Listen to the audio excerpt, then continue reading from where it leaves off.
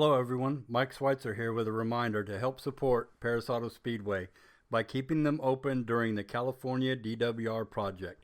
For more information, please visit their website at parisautospeedway.com or you can find them on Facebook. So now, sit back and we hope you enjoy Episode 1 of Behind the Wheel.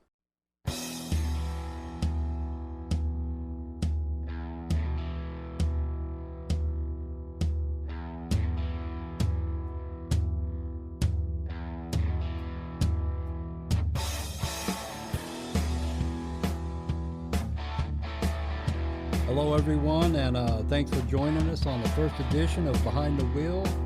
I'm Mike Schweitzer, and I'm joined by Bill Mell of BillMell.com Real Estate Services. Yes, sir. Here in beautiful Bakersfield, California. Man, it's a great time of the year right now. The weather's not too hot, but we're close to getting there.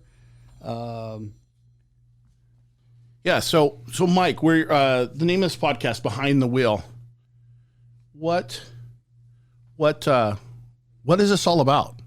So what we're trying to do is we're trying to bring awareness to some of the Lightning Sprint teams and drivers, not only here in California, but throughout the U.S.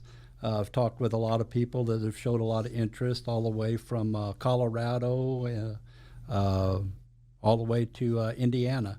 So we're just trying to bring awareness to some of these teams and drivers, and hopefully we'll get some good out of them, and it'll help their teams progress and help them to get to where they want to be in their racing career.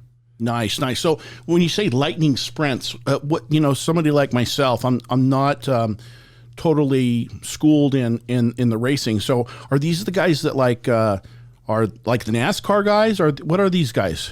So as what they are, they're most of the guys run a 1,000 cc motor, but there are 1,200s out there, and the weight class. The classes has a weight rule depending on your motor size. Sometimes they run the cars wing or non-wing.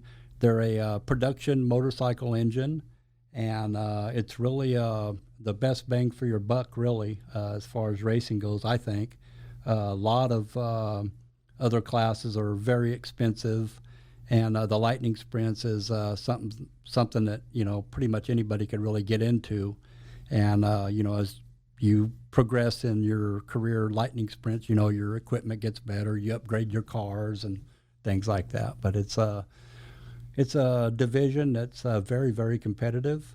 As you know, you've been a sponsor of ours for many years, and we greatly appreciate that. I do. Yeah. And we love having you out there at the track, and man, it's been a great experience for us. Hey, so Mike, on that, so is there special fuel for these cars? So you can run them on pump gas or methanol, and most of the guys run them on methanol. There's all kinds of different chassis. There's the Hingecraft. There's a new one, Diablo. There's Triple X. There's Bailey's. There's a multitude of different chassis out there. You just have to get one that kind of fits the size of your driver, because all of them are a little bit different size in the cockpits and such like that. But they're relatively all the same wheelbase and such like that. You do have a lot of adjustments on the cars that you can, dial the car in, or in some instances you can dial yourself out. It's a very competitive class, but it's something that I think a lot of people kind of take for granted, and I just think it's a good class. So we're just trying to get out there, and with your help, Bill, we're trying to set some stuff up where we can have drivers throughout the U.S. call in. We'll do this on a weekly basis, and thank you for your help. The studio that we're in is amazing here at Bill's office. It is it's amazing. Thanks. Hey, so a question here, because I want to ask questions maybe for that first time listener or something like that kind of maybe has an idea but doesn't have an idea. So some of the questions you said wing. So the wing, I found out, goes on the top of the car, right? Yeah. kind of aerodynamics. Is there an average height of a driver of these cars? No. So the driver that drives our car, he is very tall. He's thin but tall, and so I mean, you just have to, you can move your seat around and some of the controls in there. You can change the angle of the steering box from being more up toward the dash or lay it back more in the seat. But it's just, you just have to kind of fit what you have to your driver. Gotcha. So if so it can vary. So there's no like general, you don't need a 6-footer or anything like that in there, right? Well, actually, I think our driver is 6 foot or maybe a little taller than that. No kidding. So does he have a hell of a time getting in that car? No, really, no, not at all. He slips right in there. There's drivers that are, there's some that are shorter than others and taller and, bigger body mass, but some of the cars are a little tighter than others, and it's the Hingecraft is a car that the seat's back a little bit, so you can put a little bit bigger driver in that. And there's other people that are building cars right now that will accept a bigger driver. I've heard of one that's being built or is built, and it'll take a 19-inch seat in it. Ours has a 14.5, and I can go a little bit bigger, but this one here has a little bit bigger cockpit area for a driver for a bigger person. Gotcha. So here's my question here. Let's see here. I'm kind of multitasking at the same time here. I didn't want to beat on that, if you will. So there is some fuel. You could add some fuel to that. You're running basically 1,000 or 1,200 cc motorcycle motor in this.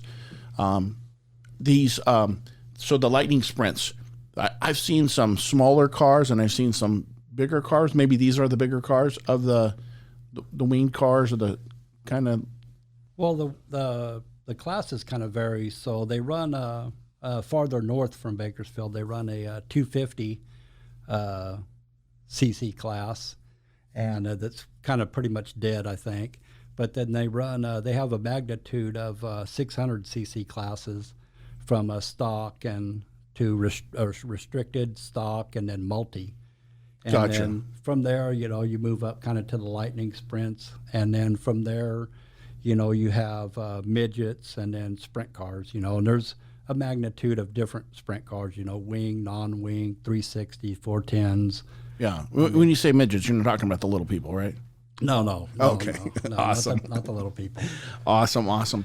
So we are we got a couple people who are going to call in tonight. Yes, yeah, we do. We've got the first one I saw kind of fitting. He's done something that I don't know that's really been done before. He not only won the CLS title last year, but he also won the BCRA CLS Civil War title. And then on top of that, he was the 2021 Rookie of the Year. So, I mean, he kind of came in and as a younger driver, new to the Lightning Sprint sport, and kind of cleaned all of our clocks, really. I mean, he's tough, in and out every weekend. But he's done something very phenomenal. But our first guest is going to be David Gasper. Okay, so he's going to call in here shortly, I think. Oh, there he is right there. Let's see here. Hey, David? Hello? David, are you there? Yep. Awesome. Hang on one second. Mike wants to go ahead and introduce and talk about who you are and where you're from and all that, and we will get started here.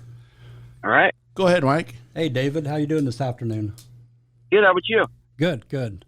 Yeah, I was just kind of leading into your introduction, telling everybody kind of what you've done last year with winning the CLS title, the Civil War title, along with the Rookie of the Year. It's kind of something that I don't know has been done. And, I mean, my hat's off to you to come in as a newer team and kind of clean all of our clocks, you know. So we're all gunning for you this year for sure. Thank you. So David, where are you residing at? So I live in Santa Barbara, California, Okay. just along the coast. Oh, nice. How's the weather over there right now, Dave? It's been a little warm the last few days. It's 85, 90. Holy smokes! You guys run the air conditioner at your house? Oh yeah, all day. Nice. Yeah.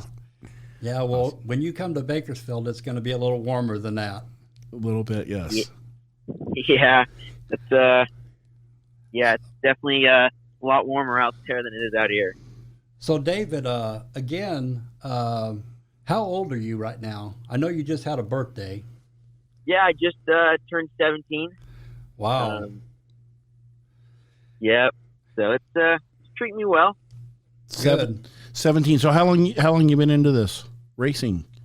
David? Racing, I've been racing for almost 10 years now. I started out when I was 8 in the off-road, Lucas Oil Off-Road Series, and then moved up in classes, and then got into sprint car racing. So one thing I wanted to ask you too is, so what do you do to make a living at a young age? What do you do for money? Oh man, I started working back when I was, I want to say 13. I had a couple jobs throughout the years, but currently I work at Valley Precision Products. It's a machine shop here locally. It's actually one of my sponsors, so it's nice to work for those guys. Nice. So I was going to ask you, I've been meaning to ask you this at the track. So what's with the number 18? Why the number 18? That wasn't actually my choice. If you know Kittle Motorsports, Danny Sheridan used to drive for them, and that's just been their number for a while, and that's one of my biggest sponsors and also a car owner. So we went with number 18. Well, I think it's done you very well. It's a very good lucky number for you. I know that there's a lot in that number. Nice. So hey, let me ask something here. So on a car number, is there some like some magic to this number, or how does generally a guy or a gal racing, how do they pick their number? What's the deciding factor on that? Go ahead, David. I picked my number back in off road because my dad had that number, so I wanted to have the same number as my dad because I always grew up going to the races, and I thought it'd be cool to have the same number. Yeah. Ours, the way we got our number, it was the first race that we went to with the CLS. We were running with a club up north, and we were always number 11. And when we went down to run with the CLS boys back in probably 96. There was already a number 11, so they had to, or they told us we had to change our number. So Wink and Brad, which is still with us, Brad, they took duct tape and made the 1 a 4. So we stuck with 41 forever. That's how we came up with ours. Nice. So that was my next question. So there couldn't be the two number 11s in the same race, right? Well, they can now. Really? Yeah, they can. They'll put a initial by them, something like that.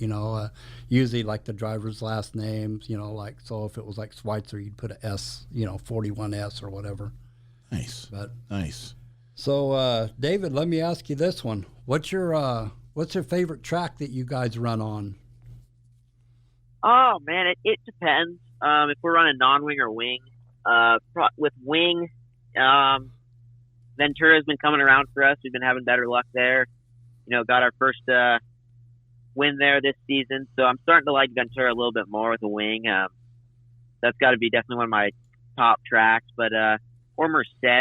Merced's a good track. I've won 2 races there, and I like just the high banks, no wall, and it's a fun track. Right. Yeah, I know you've done very well at both those tracks for sure. So I wanted to ask you this, and I mean, you can take a moment to think about it, but who's been your biggest influence in your life or your racing career, either one? Oh, I would definitely have to say my dad. Like I said, I've been going to the races since I was born, my mom was taking me down to Mexico to go watch him race when I was still in a car seat, yeah, my dad definitely my biggest influence, the guy I look up to the most when it comes to racing and really anything, but racing especially. He's taught me everything I know, whether it's driving or working on a car. So yeah, I'd definitely go with my dad. Right. That's super cool, Dave. That is a life changer in this day and age. There's not a whole lot of guys out there that can talk about having dad around, let alone influence them in the direction that you're going. Kudos to dad. So, yeah. So the next question I got for you. So what's some of the best advice that someone's giving you in your racing career? Patience. Yep. Patience is everything, especially with sprint car racing. Your car can be, fifth place car at the beginning of the race, and you can try to overdrive the car, and then towards the end it starts to come in. So you got to really have a balance and stay calm and let if you have a fifth place car, you just got to deal with it, and luck might come into play towards the end of the race. So you can't get too worked up. Yeah. So with that kind of reversed a little bit, what's some of the best advice you could give a young racer starting out? I would definitely have to give them the same advice that those people have given me, and hopefully that helps with their driving and attitude. Yeah. Towards racing.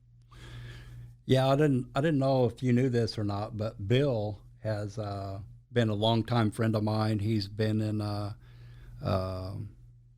he worked with us in the oil and gas industry, and then started his famous career as being a real estate agent here in Kern County. And man, I've used him quite a bit, and he's really done us a good job. And then to be able to have this opportunity to sit in here and do this is kind of something that I wasn't really, we'd kind of joked about it and stuff like that, but until it came to fruition, it was just kind of we were just kind of laughing and joking about it. But yeah, we're lucky to have this, and I'm so glad that you were able to call in, because I thought that doing the things that you've done is kind of a first. I thought you'd be a fitting first guest.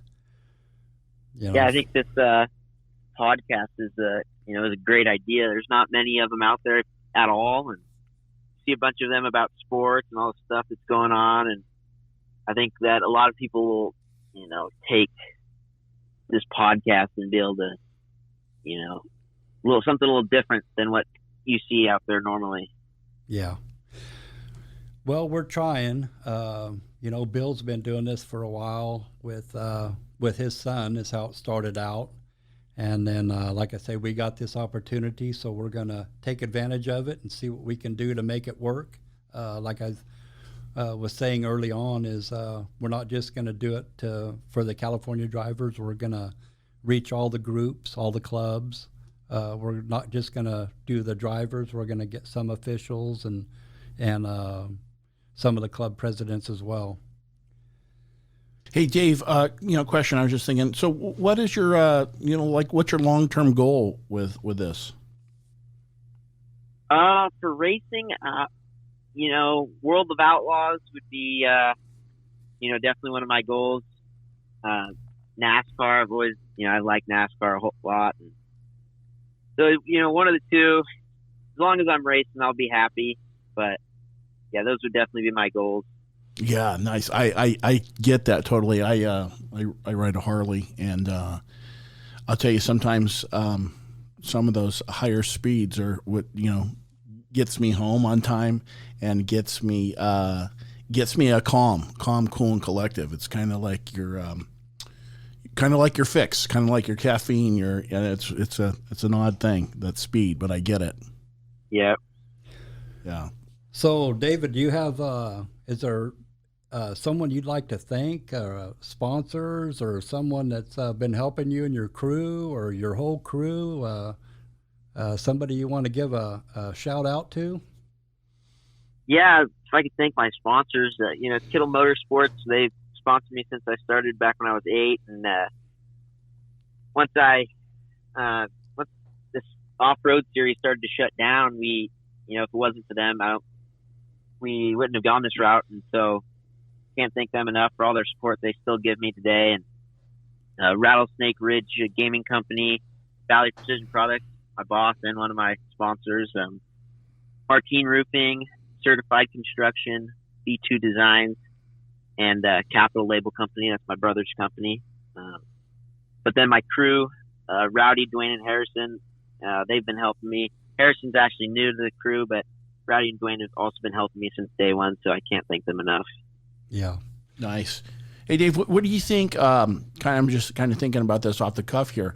What do you think is the kind of average time for pulling a motor or putting one back in for your crew? I pulled a motor in about 15 minutes. I Nice. timed myself, actually. Nice. And putting it in's a little bit, it takes a little bit more time because you want to make sure everything's right. Where with pulling apart, you just kind of start unplugging stuff and pulling lines. But, so about 15 minutes. Probably you're going to do it right, double that for putting it back in. Wow. I need to come and watch how you do that. I need to learn from you because it takes me way longer than that. But when I was younger, I'd always, you'd always get into something tinkering or whatever like that. I could always take apart the transistor radio perfectly great in probably record time, putting it back together. And I'd always seem to have a couple extra screws here and there. Yeah. Yeah, I have that with my car still today.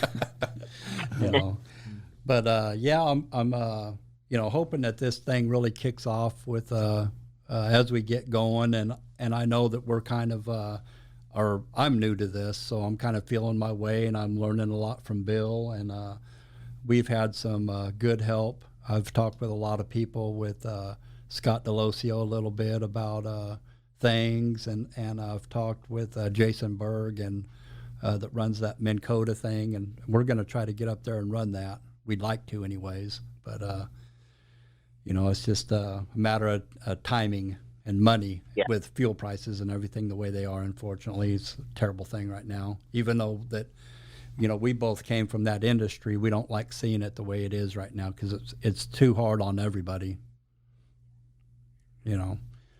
But man, that car, you guys sure keep that car dialed in, nice and beautiful. And I watch a lot of those videos that you.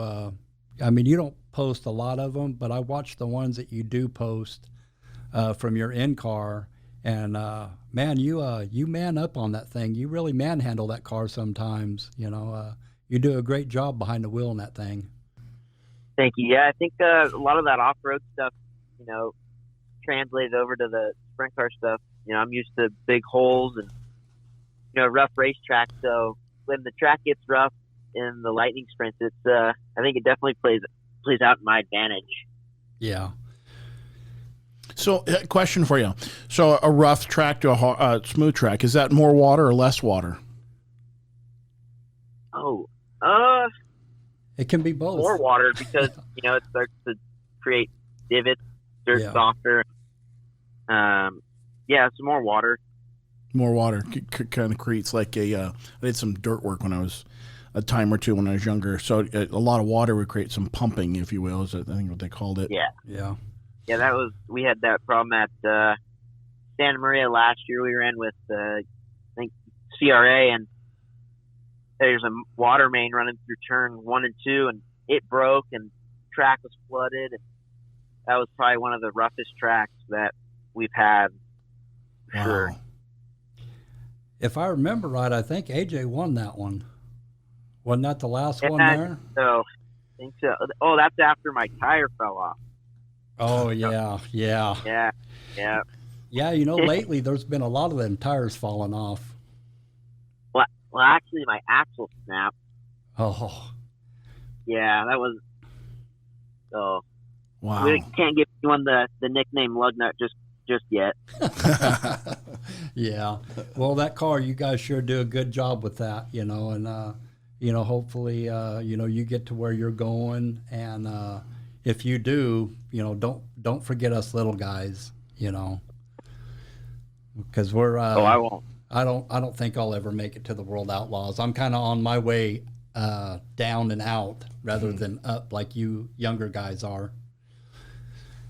So I got one last question for you, and you know that this is coming.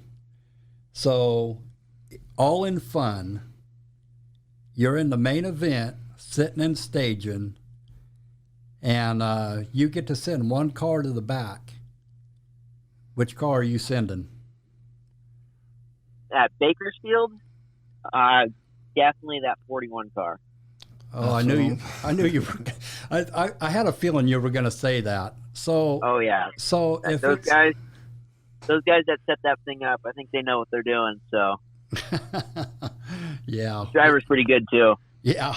We've got a pretty good team. We've gelled over the years, but for me, if I'm going to send somebody to the back, I'm going to have to be starting in like the fourth row because I want to send you and Bobby and Greco and Dyer.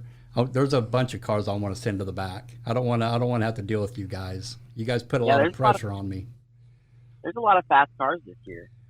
Man, I'm telling you. And another one that's really picked it up is Dominic Del Monte, man. He's really, man, I'll tell you, they've picked up their game. We're still missing a few guys. Once we get them back going again, we're missing Aiden Lang and Rob Palmier, and there's still a few guys that we need to get back to the track. Yeah, I think we'll have a good season. We're having a great season right now with all the cars out there, and if we get a few more. Yeah. Nice. Hey, Dave, how long does that season last? Would we start in Mike? When do we start? We started early March, middle of March. And then we don't finish until November. Early November. Yeah, and then if you want to go do the up north stuff, Placerville, that's I think the last ones is at the last 3 races at Hangtown. I know. We didn't do that last year, but I know some of the guys from the CLS did really good there. That Logan Seavey, man, he was on a rail in that 91 car. Yeah. So nice. So what do you? So I know I've talked to you a little bit recently at the track and that. So what do you got going for next year? What are you looking to do? Next year we'll be running a 360 non-wing. Our plan is full-time with USAC, and then run VRA because it's only 30 minutes down the road. So that's the goal for next year, and then run a few lightning sprint races. And so we're gonna try to put a wing on the 360. We'll see, but right now for sure 360 non-wing. Yeah, those 360 wing cars are quick. You go up to Larry and Hanford, man, they lay down the wood for sure. Yeah. So we'll see. I'm more of a non-wing guy. I like non-wing, but yeah. Well, David, I sure thank you for calling in, and we'll see you on the 11th at the Speedway. So I know now if I start ahead of you, I guess we're going to the back. Yep. Right. Hey, Dave, thanks for calling in tonight. Thanks for having me. You bet. Enjoy that good weather, and get to see you here soon. Thank you. Have a good one. You too. Bye bye.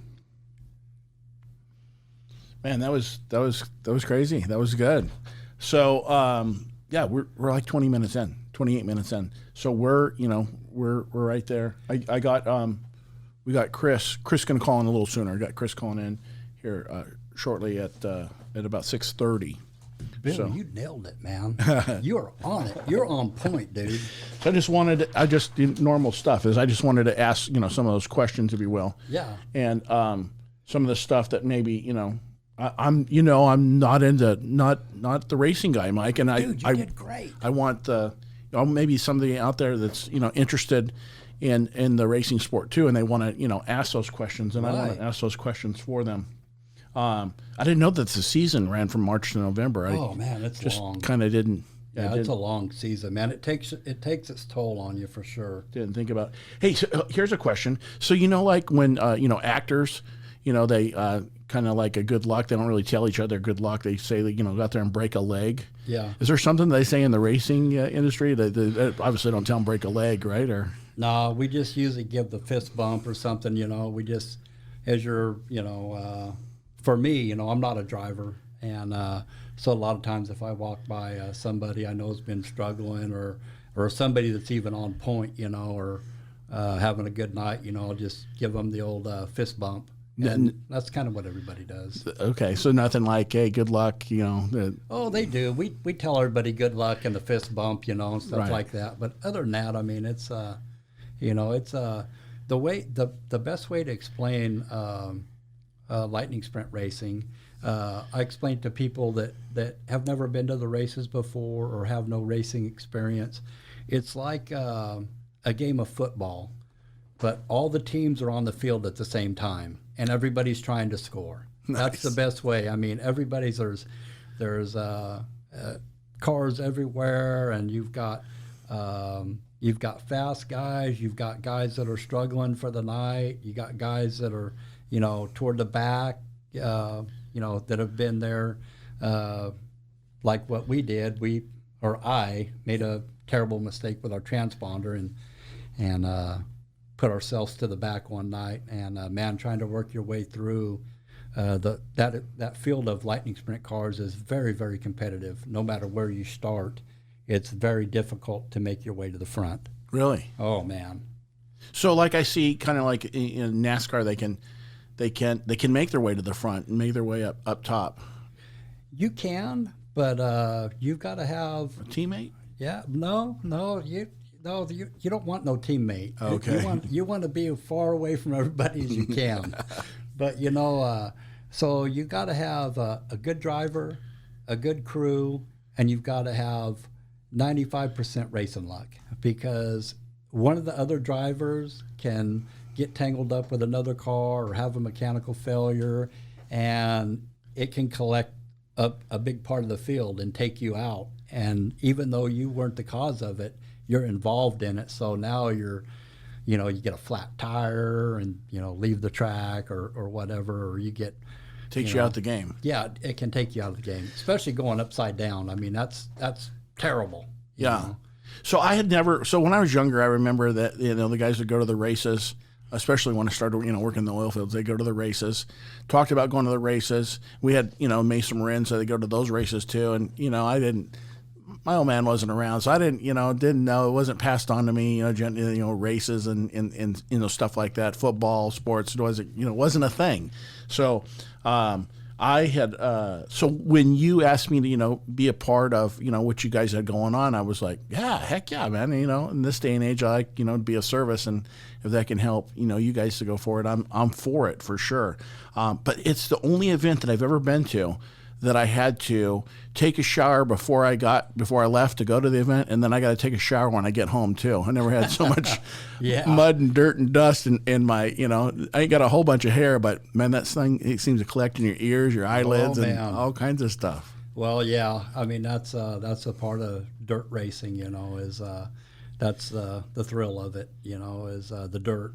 Yeah. And I mean, we've been doing this a long time, and we took a little break from it, and then for a few years we got out of lightning sprint racing, and we tried our hand at running a midget, and we did okay. We weren't any ball of fire, but I mean we did pretty good by our expectations. And then we took a little break from all racing, and then I ended up picking up a car, and that's when I got a hold of you and a few others, and my brother. We went out to help a couple people, and we ended up having a great time. And on the way out of the back gate, I told him, hey, by the way, I bought a car. I'm going to go pick it up tomorrow. So we got back into it, and man, we struggled. Really? Oh man, when we got back into it, we struggled. We fought it because we were used to a different chassis, and and trying to figure out this car. And so it just, it was kind of rough for us. I mean, we struggled big time. And, So what would you say the chassis? What's the struggle with the chassis? so it's just setup, shocks, block heights, stagger, the difference between the OD of your right and left or left rear tires, your offset, how far you move them wheels in and out, or even the offsets on your wheels, and just all the way down to the chain. And that's the one thing I don't like about the Lightning Sprints is I hate that chain. So chain drive is what you're saying. Chain drive. And then on your offset, so what, do you just like, hey, there's number 67 over there. Let's go look and see, measure off what they're running. How do you figure that out? So a lot of it has to be in our success has been crew and driver continuity input, looking to see what the car does.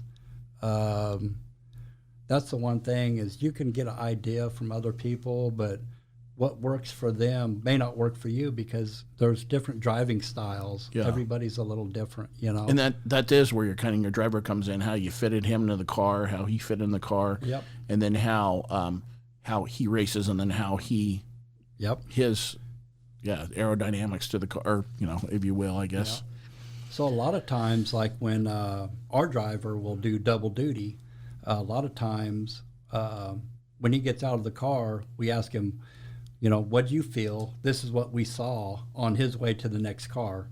And then we kind of set it up to make the adjustments for him and such like that. But it's, and as the race goes on, the track changes. So it's just getting a hold of your car and getting a setup underneath it and making sure your driver's comfortable, because there's nothing worse than having a car go into turn 1 or 3 and having it bike up. I mean, that's one of the worst things. We've had that happen with the car we have now. When we first got it, we couldn't get that thing to handle it all. We were fighting it.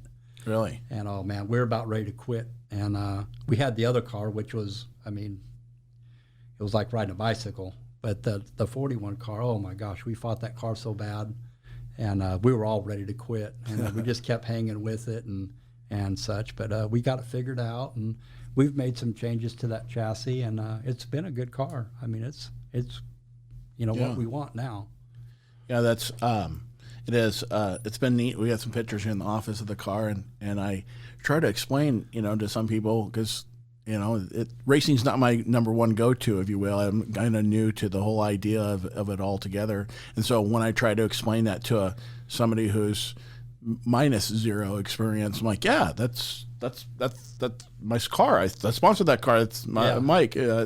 Schweitzer. Yeah, that's a, no, not the restaurant, and no, not the racetrack, but similar family, something like that. And they seemed, oh, okay, and kind of. Yeah, they do a great job with that racetrack out there. They really do. I mean, Bakersfield is, you've got the early months of rain, and then, of course, we go into heat, 100-plus degrees, and the track slicks off, and then, later in the year, we're back to a heavy track. So it kind of changes, and they do such a good job of making Bakersfield Speedway. It's got lanes from the bottom to the top. So, yeah. So anyways, Bill, on our next guest, we've got Chris Crowder calling in. Yeah, he's Chris looks like he's from Colorado Springs. Yes. And I wonder what the weather's like over there. You got Santa Barbara over here. It's probably a little humid today. Colorado Springs, I've been talking about in the weather that the rainstorms or something. I don't know if it's Colorado East or where it is. But I have no idea. We're fixing to find out, though. Crazy. In a little bit. Yeah, he's due to call in here any second. And so. But yeah, I met Chris a few years ago. We weren't racing down south. I think they were running Verona, and he needed a place to store his trailer and car, and so he left it at the house there, and then went home and worked, and then came back like the next week or something like that. But nice. Well, here we got Chris. Hey, Chris, you there? Hey, Bill. Yes, sir. Gotcha. Hey, Chris. So, hey, welcome to the podcast. We got Chris Crowder here from Colorado Springs, and we're here tonight behind the wheel podcast, if you will. I'm gonna go ahead and let Mike take over. Got some questions for you. Hey, all right. Hey, Chris, you got me? I got you, Mike, loud and clear. Hey, so I was just kind of giving everybody a little bit of a rundown of how we met. I think you were running Barona, and you brought the truck or the trailer up and left it there, and then came back, and that's when I found out, speaking with you, that you were in the military. And with just having a Memorial Day, it always kind of brings our services together and stuff like that. So, can you tell us a little bit about your military experience? Yeah, I joined the Marine Corps in 1993, August 15th, 1993, and went in and enlisted. Went to boot camp out in San Diego, California, and yeah, it was something that I always wanted to do. My dad served; he was in the Air Force for 22 years. My uncle was in the Army for I think 16 years. So it was kind of that's what the men did in the Crowder household. So I went to the Marine Corps, graduated boot camp, was deployed multiple places, but was stationed in North Carolina, Camp Lejeune, for a year and a half. Went over to Okinawa, Japan for about a year. Ultimately, I got out in 1997. I had every expectation and intention of being a lifer, but I didn't want to miss the birth of my youngest daughter. So they were going to send me back to Japan. I didn't really want to go back and miss that because I missed the birth of my first one. So I decided to get out, and we came back to Colorado Springs, Colorado, and the rest is kind of history from there. Yeah, I think I told you when you was at the house there that my oldest son, he was or is a Marine. He's out now. He works in the oil and gas industry also, unfortunately. But and then I've got one of the younger ones. He's actually in the National Guard right now, forging his way, trying to figure out his life on what he's wanting to do. So I think it's a good thing, and thank you for your service. Yes, thank you for your service, for sure, Chris. Happy to do it, and I'd do it any day. I'd go back in anytime. It's really something special to me, and all the great men and women that have lost their lives, allowing us to do what we've been able to do for many years now. It's just it's very heartfelt. So yeah, for sure. Chris, how so you were in the Marine Corps, looks like 4 years. How old are you? 48. 48. Holy smokes, man! I don't even remember when I was 48. I do. That was a couple years ago. I don't. Mine was quite a few years ago, but we're not going to go there. Nice. So we talked to Gasper a little bit ago about the weather in Santa Barbara. What's it like where you're at? It's very overcast. I think it's like our high today was 48 or 49 degrees, and it was drizzly all morning. But it was well welcome. We needed the rain here. We haven't really had much rain. And it was just kind of nice after running nationals this weekend to kind of come back and, the weather being bad outside, it just kind of forced you to stay inside. And yeah, I'm accepting it. But I think later in the week we're supposed to be back in the 80s. So nice. Yeah, we're starting to warm up here. We're going to be in the 90s here, mid 90s here, pretty quick. Yeah, on the highway to hell, like AC/DC says. Yeah, they ain't no kidding. Right. Yeah, so it's going to be all about dry, slick at Bakersfield, and get a hold of what you can. So, living in Colorado, what do you do? What do you do for a living, Chris? I have a speed shop that was brick and mortar, and we sold a bunch of race car parts out of there, from anything from tires to torsion bars, whatever you needed for your open wheel car. We pretty much handled that. And on the side, I guess more as a primary, was I have a trucking company. And it's a small trucking company. I have 5 owner operators. We've serviced pretty much anything from water to fertilizer to you name it, to Sam's Club, Home Depots, Lowe's, Kroger stores, things like that. But that keeps me pretty busy throughout the day. Unfortunately, I don't have to drive very much. I just kind of do fill-in work. Try to make sure my guys stay busy throughout the day and throughout the week. And yeah, it allows me to kind of talk on the phone to you guys and talk on the phone to customers about race car stuff, which is something I always wanted to do. So, Yeah. Nice. Yeah, I've bought a few things from you in the past, that's for sure. So when you said Yeah. tires, when you brought up tires, how are you guys having a hard time getting a hold of them Hoosier rubber tires also? Yeah, it's very difficult. I can get some left rears and a little bit of fronts, but those SP2s and SP3s that are kind of mandated by most sanctioning bodies are next to impossible. I did hear that Hoosier has started manufacturing SP2s and 3s. Hopefully we'll get them by, second week, third week of June, but Okay. we'll see what happens. Wow. So with a tire, is that like the supply chain issue stuff that they're talking about, or what do you think? Yeah, from what I understand, it's the nylon cording that goes into the tire is the hang up. There's all kinds of different rumors, but that's the primary gist is they can't get the materials to complete the tire And where, and get them out to. where does that come from? What's the rumor? From what I understand, they've got some type of negotiations with China they're trying to get them in through. Wow. Where they originally were getting them from, I don't honestly know, but that was the last thing I heard. They've gotten a negotiation with China, and they should be seeing a shipment or have already received the shipment so they can start producing the tires. Yeah, when we heard that there might be a shortage, man, I bought a bunch of them. So I'm in pretty Good for good you. shape. Yeah. Yeah. I should buy from you then. I don't know. When I heard the front tires, I was thinking I was going to give you a call tomorrow and see on them front tires. Yeah. But so I wanted to ask you also about the Diablo chassis. What's your involvement and how's that all working out? How's that going? Yeah, that's been great so far. I mean, in the last 18 months, I think we've sold 12 cars now. And, we've had a lot of success with them. But it's Michael Wagner. It's a real good friend of mine. And him and I just kind of met. His dad is one heck of a fabricator here in Colorado. And he's kind of somewhat since retired Joe Wagner.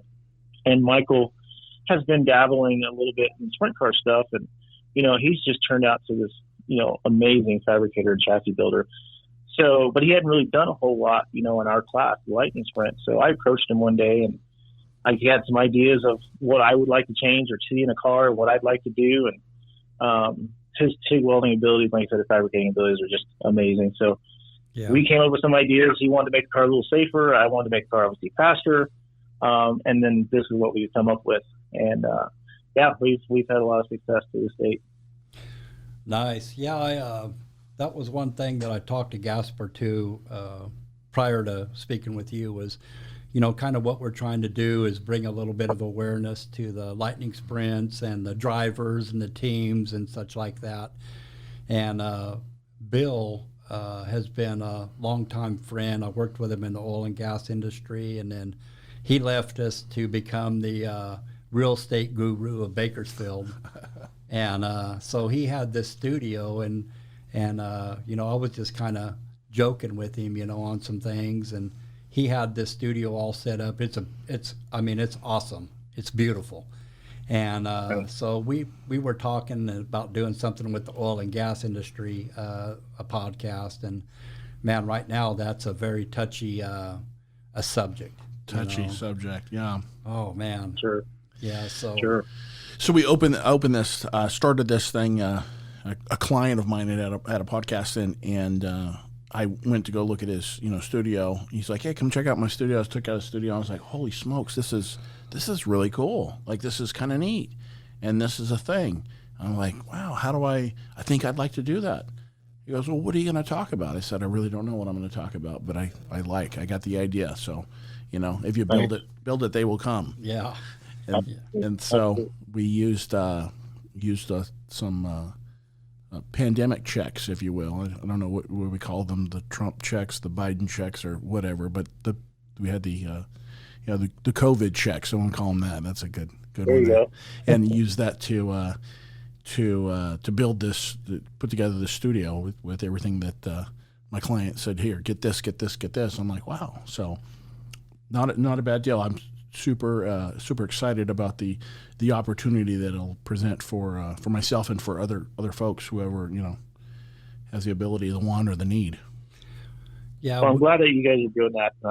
I greatly appreciate it from me. It's something that Lightning Sprint, it seems like we're regional. A lot of, you go down to Florida, if you ask about a lightning sprint, they don't know what that is. But it's something that can grow, I believe, into something. You got the 600s, and I tell a lot of guys, well, we're losing our cars to 600s, or the kids are going to 600s. I don't really feel like lightning sprints are for kids that are coming out of quarter midgets or what have you. It's more of the guy that, he goes off to high school, goes off to college, and he comes back and he's got a decent job and he wants to get back into racing. He wasn't good enough to make it to, our Jeff Gordon levels, but he wants to get back into racing. He likes the open wheel. And that's where we get those guys, the 25, 28 plus year olds that come back into racing. And I think lightning sprints is that great opportunity for them. I have to agree with that. I think it's the best bang for the buck, and the speed. My gosh, the speed you guys are laying down in those things are amazing compared to what they used to be when we all used to run carburetors and such. But the motors that we run now, man, those things are hauling the mail going into that turn. Sometimes I have to look away because I don't know if they're going to make it, come out the other side. Chris, yeah, right. What size motor are you running on average? I've got a 1,000cc Honda CBR one, or CBR 1000. We've been really partial to the Hondas since I've gotten back into it. I left lightning sprints for a little while in 2015. We went sprint car racing for a while, did some 305 wing stuff, a little bit of non-wing stuff. And when I came back to lightning sprints in 2017, I just wanted something that was cheap and reliable, and I could go race, season after season. And a buddy of mine told me, well, the Hondas are good. They don't make as much horsepower as the rest of the motors, but they're cheap. So we got the Honda, and honestly, they're right there on pace with all the other manufacturers, and I couldn't be more tickle pink with them. So, that's why we got into the Hondas, and that's kind of why I'm kind of partial to them right now. Nice. Yeah, there's a few of them Hondas out there. I know Bobby's McNovich has got one, and Rob Palmer's got one. There's a few of them out and around, and they're fast. They're a reliable motor. It's just all, with any racing on the dirt, it's just setup, getting it dialed in. Absolutely. You have the fastest motor and with no setup in it. AJ Foyt couldn't drive it. It's just all it's just all getting it set up. So in lightning sprint, Chris, what's one of your favorite memories? What's something that's going to live with you forever? Probably my first race that I ever won. I was in this for about 6 years before I won my first race, and it was the 2011 Lightning Sprint Nationals, they called it. It was out in Grand Junction, Colorado. We had guys come from your guys' neck of the woods. Guys come from all over, and I think we had 30-car field, 2-day show, and I was just out there to go have fun. Didn't expect much, and night one, long story short, we went out and won the thing. Night two, I think we finished third. And ever since then, that was kind of when that moment where the light bulb came on for me, like how to drive these cars, how to set the car in the corner, how to get through the corner. And that's something, that memory will stay with me forever. Nice. So where do you see your racing career going? What direction are you looking to lean to, or what do you are you happy with continuing to run a lightning sprint, or is the future hold something different for you? I'm pretty content where I'm at. I got to jump in a midget for the first time at the Chili Bowl. Didn't go like we hoped it would, but I really like the sensation of how the midget feels. I felt really at home. Yeah. My budget doesn't allow for me to own one, but if that never develops, then I'm fine where we're at. And I'm at 48 years old. I'm not going NASCAR racing or any of that kind of stuff. I'm just out here to have fun. So yeah. Nice. Yeah, the first time we went and ran the Chili Bowl, me and Wink, we went back there and we started on the front row right next to Casey Kane. And going into one, Wink had him, but Casey went where there wasn't even a racetrack. He went high, and he came off two in a wheelie, and he blew by us. And I thought, wow, that is racing right there, man. He was on it. So those guys got some unbelievable talent for sure. Oh yeah. So another thing I was going to ask you, and we've asked David this also. So what's in the number 26? How did you come up with that? It's just something that's always kind of followed me. I'm not superstitious really by any means, but it's a number that's always come about. I mean, even in my Social Security number is 26, and my bank account has a 26 in it. All through high school, my number for basketball, track and field, and I never picked it, was always 26. So my birthday's the 26th. Well, there you go.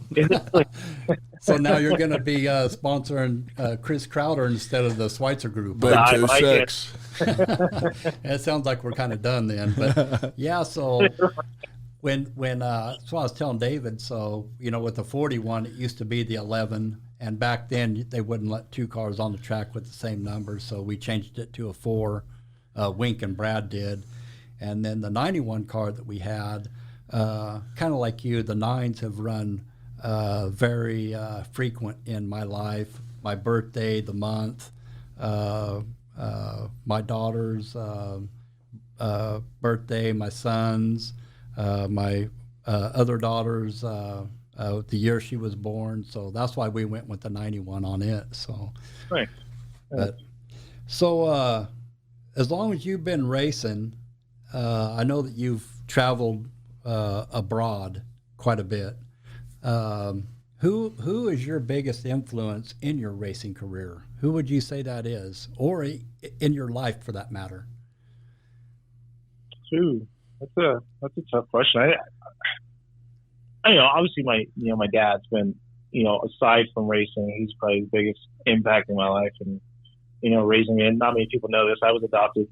I was adopted at birth, but my parents are always my parents, and they've raised me to be the person I am today. So, I know that doesn't pertain to racing, but that pertains to me as a person. And I try to instill that to my kids, and just the interaction I have with other people. I really want them to know that, this is who I am. You always know what you're going to get with me. If I'm upset with you, I'm going to tell you I'm upset. And if I'm not, it's just, I'm just, out there, just another guy. So, I have no one single person, my father, but in racing, it's just the community. I love the racing community. We all get along like brothers and sisters. Sometimes we can't stand each other, and sometimes, we're best of friends. So, I just love the whole community, I guess. Yeah, there's no kidding about that. It's kind of, David was the same thing, was his dad. That seems to kind of be the trend a lot too. So I've kind of got that in my life also. And but that's a amazing story. Yeah, the dad thing is a great thing. Fortunately, I say fortunately because I don't know if I'd be the person I am today if my dad hadn't been the dad that he wasn't. You know what I'm saying? So absolutely, if you're thankful for the good things, you got to be thankful for the bad things too, because they shaped you into being who you are today. And had it been any different, you may not be may not be talking on the phone today. Yeah. Yep. Agreed. So to a new racer, somebody getting into lightning sprints, or somebody that's already in it, that's racing, what's some of the best advice that you could give them? I guess the best advice racing I've ever received, and it's from our mutual friend there, Mike, is Troy Ellery. Yeah. He told me many years ago, stop racing other people and go race the racetrack. Yeah. And it took me a long time to figure out what that meant. But when you go out there and you don't care, who's out there on the racetrack, you're just going to try and get what your car will give you and what your abilities will give the car. You find that things start to happen that you start working your way to the front. Yeah. And that's the best thing I could tell anybody. You're not racing Chris Crowder. You're not racing AJ Bender. You're not racing any of these guys. You're racing the racetrack, and let things play out how they play out. And you'll start getting towards the front and start, winning races if that happens. Right. So, kind of just here in the most recent, when you talked about the Nationals, can you tell us a little bit, where was that held at? And tell us a little bit about the event and how you did. Yeah, it's the second year. Last year and this year were both held at Central Missouri Speedway, which is in Warrensburg, Missouri. Probably maybe an hour and a half just east of Kansas City. And it's a quarter mile track, kind of a big quarter mile track, but semi-bank. and a 2-day show. And our first night was okay. I can't remember where we went out for our heat race, but we finished, I don't know, I think third or fourth in our heat, and then we went out for the main event. And man, it was just a really fast track, kind of fast through the middle. It was hard to pass, and you kind of finished where you started. And I think we finished sixth, I think we finished eighth the first night. And then the second night, man, all heck broke loose. It seemed like we went out for a heat race, and just we got crashed. We got taken out by our own teammate, another Diablo car, Shane Sexton, and no fault of his own. He came up and apologized, and we worked through it. But got the car put back together, and it put us deep in the field. We started 19th for the main event, and things just aligned. Kind of what I just said. Don't race the competitors, go race the racetrack. And we found ourselves in second place with 5 to go, with a caution that came out, and we battled, sniffed the lead with Johnny Booth, who ultimately ended up winning it. But we sniffed the lead with him a couple times and finished second at the end. Wow. Yeah, that's a tough show right there. You get a lot of fast guys in there, and everybody wants to win that for sure. It's a tough event. I mean, we're gonna try to make that Minn Kota thing. I don't know that it's gonna be in the cards or not, but man, I'd sure like to do that. I tell you, Mike, if you guys ever make that, that's a great deal that Jason Berg puts on. He's got a really good payout. I mean, if you can do really well, which I know AJ can, I'm sure you guys could pay for your trip out and back. But it's just a fun event. 4 days, 4 different tracks, all within 100 miles of each other. The guys up there are just as nice as can be, and they'll help you out with anything. They'll put you in a shop. You got to fix a car. There's a shop. There's a welder. There's whatever you need. So really cool event. Nice. Wow. Yeah, that racing community's it's all family. You may, like you said, you may not get along, all the time, but, it always seems like there's a couple of drivers that, are not getting along. And it's kind of fun sometimes to just sit back and watch, that's when we get there, we unload, we sit in the lawn chairs and watch everybody. That's kind of our entertainment, So nice. As the week turns. Yeah. So, do you have any sponsors or anyone you'd like to thank, part of your crew, or anyone that's you'd like to give a shout out to? Anybody that's Yeah, absolutely. I always thank my sponsors first, and they are a huge part of what we're able to do. But first and foremost, my crew, my girlfriend Kenna, she's been there. She goes to every race with me. She's there prepping the car. My crew chief, Jason Duncan, and his wife, they come down from Denver, which is about 100 miles south of or north of where we live. They come down and help with the car, and he's there at every race. And my crew guys, that's my main core right there. I couldn't do this without them at this point right now. And then Accelerated Services is our sponsors, Cage Suspension, Schoenfeld Headers, all the people that have helped us through the way to get to this point. I just can't thank those guys enough that have been there. Yeah, it definitely takes the sponsors to help, because man, it's tough without them. And the thing is with us is we like to share, when we do good with them, so we always try to include them, or their companies or their employees, or somehow try to get them involved with either coming into the pits afterwards or something through the night, hats or shirts or whatever like that. And Bill sitting across from me, he's been a long-time sponsor, and man, it's greatly appreciated to all the sponsors out there, for sure. Absolutely. And my hat's off to you guys too, Mike and Bill. Thanks for doing this.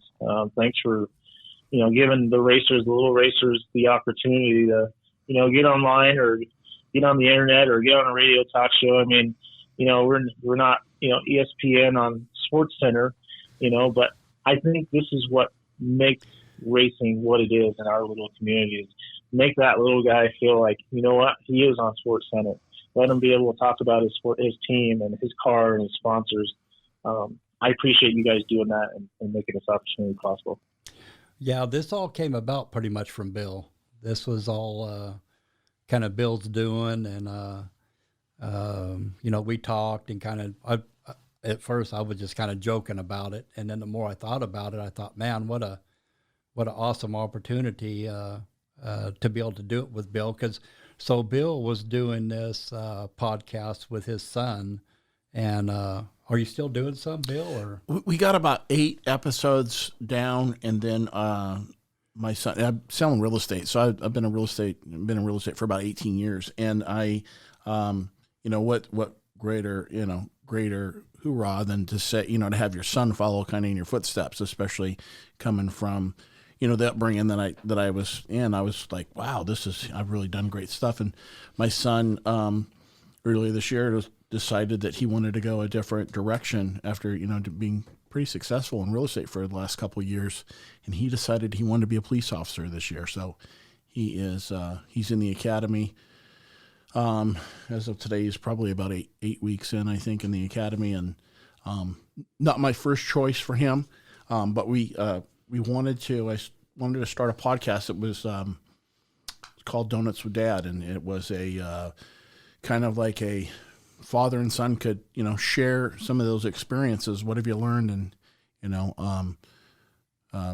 what have you learned, and how what did you think when you got your first got your butt spanked the first time, or and just a father and dad sharing. And so we got about 8 episodes, and then he has been full-time in the academy, so we haven't taken away. He's got married since then, since August. He's got one baby that's 9 months, and then he's 8 months, and then he's got another one on the way. So the kid is 22 years old and got a full all in. Well, all in. That's what it takes, man. I mean, for sure. That's So exciting, Bill. Tell your kid thank you for doing what he's doing and protecting us domestically. We appreciate that, and I'm sure he'll be a fine police officer. Yes, I'm quite confident. That he's going to be. He is of sound mind and is going to do a great job at anything he sets his mind to, especially protecting our local streets, if you will. oh man, Bakersfield, we need all the help we can get. Right. It's kind of rough around here. Kind of rough for sure. I had another question that I asked Gasper too, and I'm pretty much going to ask everyone this one. So, Chris, when you're sitting and staging, and this is all in fun, I don't mean it to bring any harm feeling to anybody's feelings or whatever, but you're sitting and staging, and I'm talking in Colorado, California, Minnesota, wherever. You got a car that's sitting up there ahead of you, and you don't want to deal with it. You're going to send it to the back. Who is it? I'll tell you who Gasper's was after you tell me. Well, if I'm going to pass one in staging, I'm just going to go all the way to the front and pass them all. I'll just start up there, if that's okay. No, yeah. So, I mean, yeah, that's fine. So Gasper said the 41 car with AJ. And I thought he was going to say that because we battled back and forth with him quite a bit.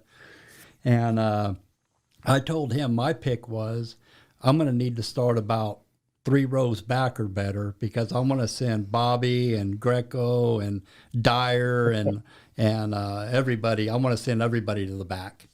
I don't want to deal with them. I want to check out and be gone. So you and I think a lot alike. Yeah.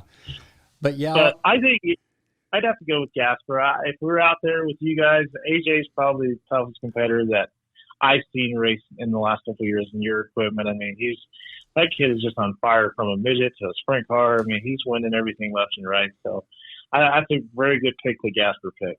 Yeah. Yeah. Man, with AJ last weekend, we went down and helped him at Paris, and he had kind of a rocky heat race, but he did okay. We made a few repairs to a Nerf bar and a drag link, and he started, I think, 8th in the main, and man, he wheeled that thing all the way to 4th. He just messed around. He got hung up behind some cars for a little bit, and but man, he's knocking on the door of the win for that sprint car for sure. So, but yeah, you there? we lost yeah, him. sir. Oh, Chris? there Oh, you there are. you are. Yep, still here. Now I was just saying he's a heck of a shoe for sure. All you guys are. Every time, I mean, I size up. I always watch you guys, and I mean, we always set our sights on, how when we watch, hot lap qualifying or whatever, we think, man, Crowder's fast, Bobby's fast, Dyer's fast, Greco's always in there. And, we always, and Gasper, I mean, man, that kid can, I mean, he manhandles the heck out of that car. I mean, he flat wheels that thing. Absolutely. But yeah, I wanted to, I'm sorry, go ahead. No, go ahead. I guess, one guy that we're kind of overlooking is, I think, our next young talent possibly is Braden Chiramani. That kid, the last season, he's been unstoppable. It seems like as soon as he gets in that car, he's to the front or set in quick time. And I don't know. I've raced him, maybe half dozen times now between Minnesota and back in your guys' neck of the woods, and he's good everywhere. And I think he's one that we might want to keep an eye on too. I think you're right. I think that kid's got a strong future ahead of him too. Him and Grant Sexton both. Both those guys. I mean, it's just a tough field. That lightning sprint crowd. No matter where you line up, it's tough throughout the whole field. If you start in the back, you got to work your way through there. It's tough. Because everybody's very competitive. Yes. Hey, Chris, what? I'm not sure if Mike asked this or not, but you got a favorite track? Oh, Lake Ozarks. We had nationals out there the first year. That's probably my favorite track. I mean, you can run around the middle in our cars. They have enough horsepower to run around the middle towards the top, and they have enough. It's flat enough where it makes you check up around the bottom. So it presents slide jobs. It presents just really good side by side racing. That's probably my favorite track, most favorite track in the entire country. That's Missouri, right? Yeah, Lake Ozarks, Missouri. That's what I thought. Yeah. Well, Awesome. I want to thank you, and I've spoke with Jason Berg and a few others, Greg Dennett. We're going to be getting him on here, but I want to thank all you guys for taking the time and calling in, and I've got a lot of questions. I've been drilling Bill a lot with questions, and I don't know how this all works, but I'm trying to find it out. But I want to thank all you guys for calling in and helping us, and hopefully that this will continue to grow a little bit. And we've got some other drivers and from Indiana that are going to be calling in, so we're just kind of trying to spread it out throughout the whole U.S. and share a little bit of information, and just kind of give a little bit of a driver spotlight, of who is behind these cars. But, we see on the Facebook or web pages or whatever, so it kind of puts a little bit of knowledge to who is behind the wheel in that 26 car. Well, I appreciate that, Mike. You're probably the most unselfish person I've ever known. I hold you on very high regards. I know that you've got your own stuff that you're kind of dealing with, and I hope that's going well for you, and you're working through that. And I just appreciate the opportunity that you guys are giving everyone throughout the entire country for. So awesome. Well, thanks again, Chris, for coming on tonight, and we look forward to getting it out there, getting out the word about the lightning sprint racing, and being able to share this with everybody, especially those who maybe aren't aware of what this is all about, and what exactly lightning sprint racing is. Definitely. Absolutely. Anytime I can help, feel free to call me anytime, guys. I'm always here. Phone's on 24/7. So. All righty. Awesome. Thank you again. Have a great evening. Thank you, Chris. All right, Jim. You guys do the same. Right, bye-bye. Bye-bye. Okay. Wow. I think that was two great driver spotlights. That was pretty cool. I was there's, like I said, Mike, that there's a lot of this stuff I don't know. My dad didn't raise me in sports, and I mean, I have no idea. Even when when you asked me, I'm like, well, wow, what do you want me to do? I'm not wearing a bikini and I'm not flying a flag, but it's neat. It's kind of, it's a cool little thing to be a part of. Yeah.